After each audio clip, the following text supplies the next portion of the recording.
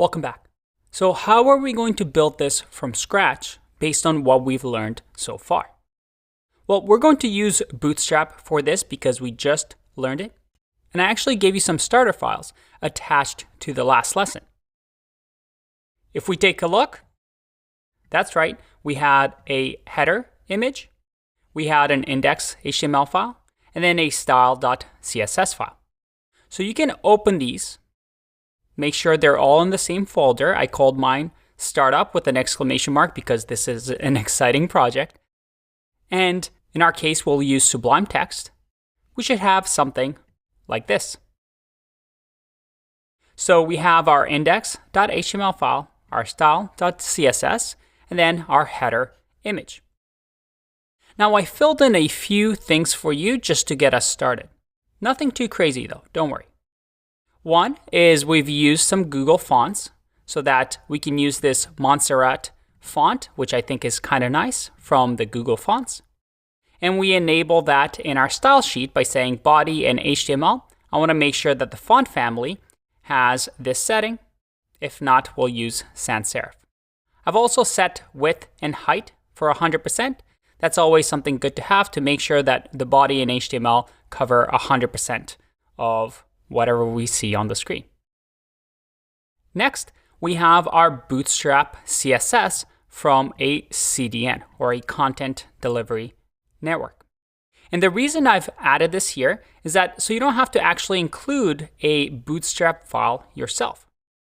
If I actually go to the Bootstrap page and I go to Quick Start, you'll see that right here, we can just copy and paste this, just like here, with the Bootstrap CSS file. So that way, right away, as soon as we copy and paste this line, we have Bootstrap available to us. Now, notice here how we have versions of Bootstrap. In this case, it's 4.3.1. Now, this number, as the time passes, is going to get bigger and bigger because Bootstrap is a constantly evolving library as developers make updates.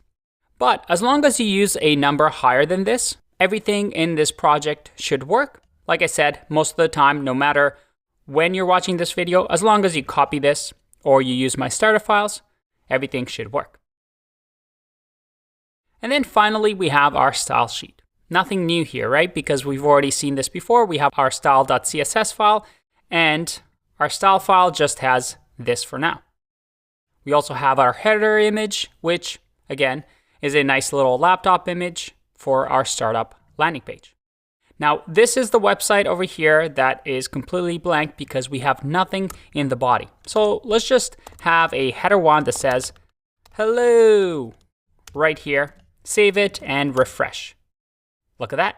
We have hello. Now, notice here how fast I did that. I just pressed Command R on my laptop, which is a Mac. If you have Windows, it's Control R to refresh the web page. And you notice here that the font is being applied once again because we have our font family CSS set. So there's our page, our setup. And there is what we want to get to. Now, if you want, you can go off on your own and try to attempt to build this from scratch yourself. Otherwise, I'll see you in the next video to actually get our page to look a little bit more like this and less like this. I'll see you in the next one. Bye-bye.